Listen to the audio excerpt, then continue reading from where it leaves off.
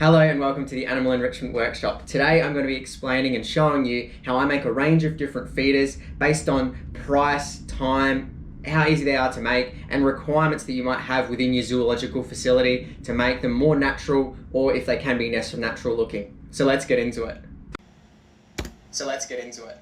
Alright, so quick and easy one to start us out. This is the cheapest and most simple. Now, I'm using a wood burning tool, otherwise a soldering iron works really well, or if you haven't got any of those, just heating up a metal implement. Now, avoid inhaling the fumes, obviously, but this one's super good because you can make small holes, big holes, just depends on the animal you're using it for, the items that you're putting inside, and then how hard or the difficulty you want to make it. So you can see big holes to start out with, makes it easier, then you can get smaller and smaller holes as you go. Now once you've melted them and they've cooled, you can see that they're not sharp at all, really smoothed out edges, so quite safe for animals to work with. Now next, PVC piping. I've got 25mm PVC piping here. I get it to about 10 centimeters in length, and that ensures that I've got enough room for the end caps once they've gone on, and a little bit in the middle when I make my holes. So to ensure that it's not going to roll around, I clamp it so it's in one location, and then I get the drill bit. I think I use 8mm for this one. Again, similar to the bottle, you can use a bigger or a smaller drill bit depending on what you want to use for the items that you're using, but otherwise I found 8mm works really good, or 8.5mm works really good for mealworms when you put them inside, and this is primarily what I've used my PVC pipe ones for.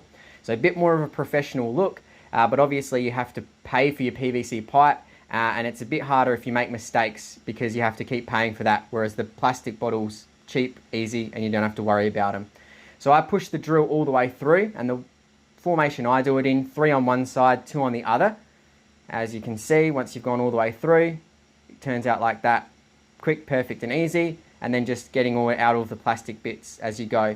Now, you can use a bit of a sandpaper or a file in there to get the plastic bits that may be stuck on the inside, but otherwise, quick and easy to clean once you've made it up, and you have very little plastic residue left over. Once you've made those holes as well, they're quite smooth. Now, similar to our PVC pipe, this one is bamboo, obviously. So I'm drilling the initial holes. I'm not going all the way through with these. I'm doing it in a more haphazard fashion. And I start out with holes that are a bit too small. So I do redo these to get it a bit bigger because they worked well on the PVC pipe, but for the bamboo, they just seem a bit too hard for the mealworms to find those holes to come out of. So once you've done haphazardly whatever you want to do with the holes, as you can see, sort of started it off there in the same type of formation. Then I get started on getting into the bamboo so I can put the food items in more easily, and lets me clean it out a lot easier as well, instead of just having those tiny holes to try and push mealworms, peas, or whatever through. So I start out with a larger hole drill bit, go in, create that big hole, and I've gone and purchased a plug to put in there as well. So initially with that hole size, you can make it as big or as small as you want, depending on what size plug you want, but it doesn't fit in initially, so it's not gonna turn properly.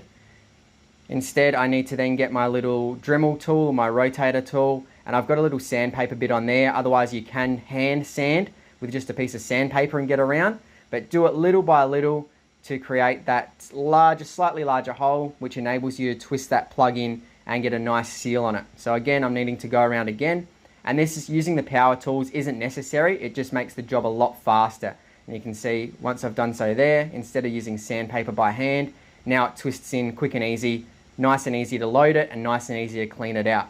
Much more of a, not professional, but natural looking coloration and design with this one. So better for on display if you're using it with zoological animals.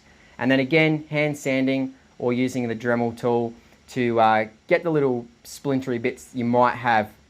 Some of these have got splintery holes on them, others don't, but otherwise once the sandpaper's gone through with there, it works perfect. So coconut, getting the initial plug size hole, again, just like with the bamboo. So I get that big hole done, and then I need to increase the size of it a little bit to be able to get the plug in.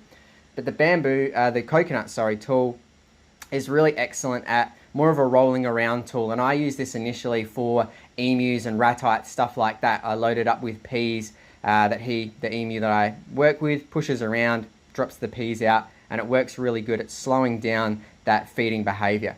So again, increasing the size of the hole like so. So once again, nice tight fit. The most important part when making items with the plug is just making sure you're taking it step by step really slowly when you're sanding away at that hole, because obviously if you go too far and the hole's too large, the plug won't fit in.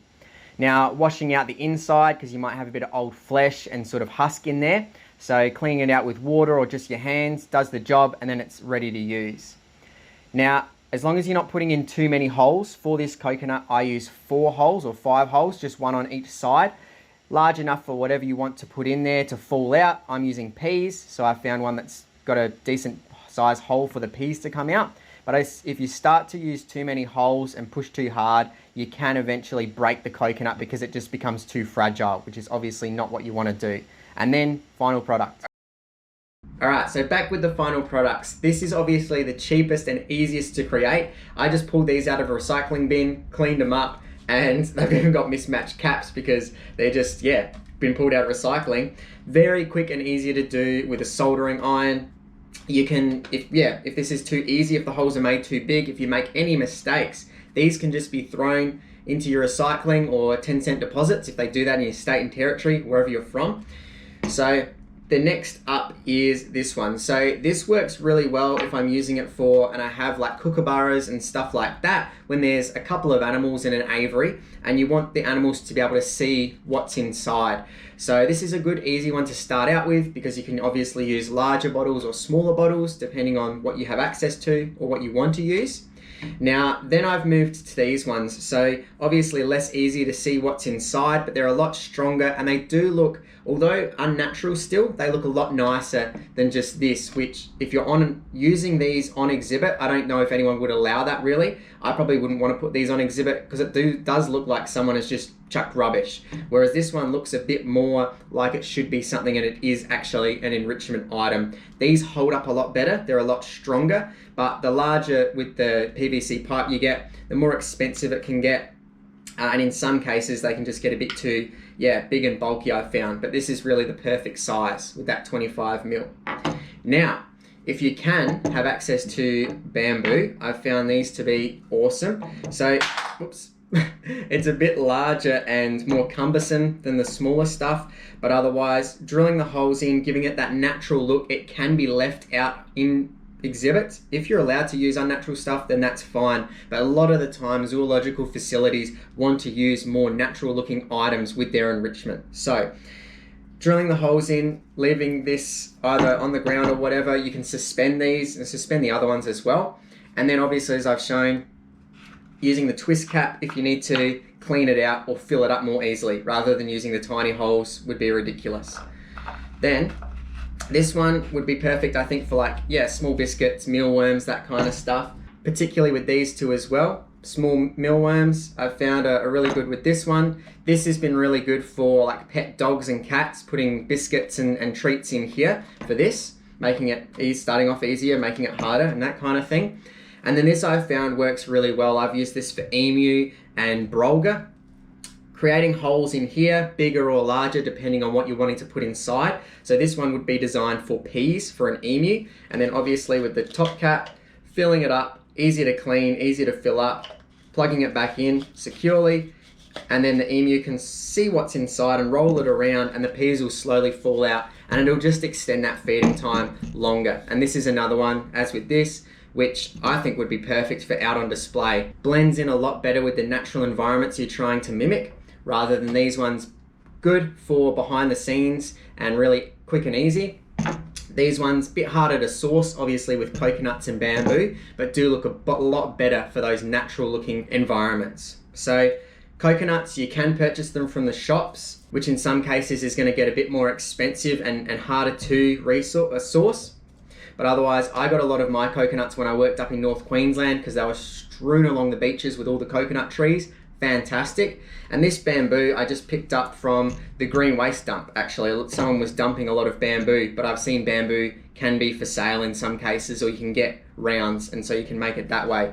And if you don't have two sealed ends, you can put end caps on either end, obviously, but we've got the sealed end there. With the coconuts, I collected these and they'd already been fleshed out and were all clean inside from crabs and other animals that had got in there and eaten all of the coconut out, probably little bugs and that kind of thing. But otherwise, if you purchase this from the shops, you can drill your holes, leave it outside. The ants or bugs will hopefully clean it out. It'll dry out and it'll clean itself up enough, which then you can, if you want, get in there with a scrub brush and wash it out. And now it's all really clean inside, well, apart from little crusty bits of bark and husk in there, which I should clean up before I use. Just as a quick interjection, if you don't have access to coconuts or the tools required to make this enrichment item, you can go purchase this one. So these are just baby toys. This is Barbie themed one. There's others that I've purchased in the past that have been excellent called O-Rattle balls. You can get them from places like, if you go in store, Kmart, otherwise Amazon and online stores have them as well. Get a little picture up at the moment, but otherwise soft, rubbery plastic, I want to say, without the rattle ball in there.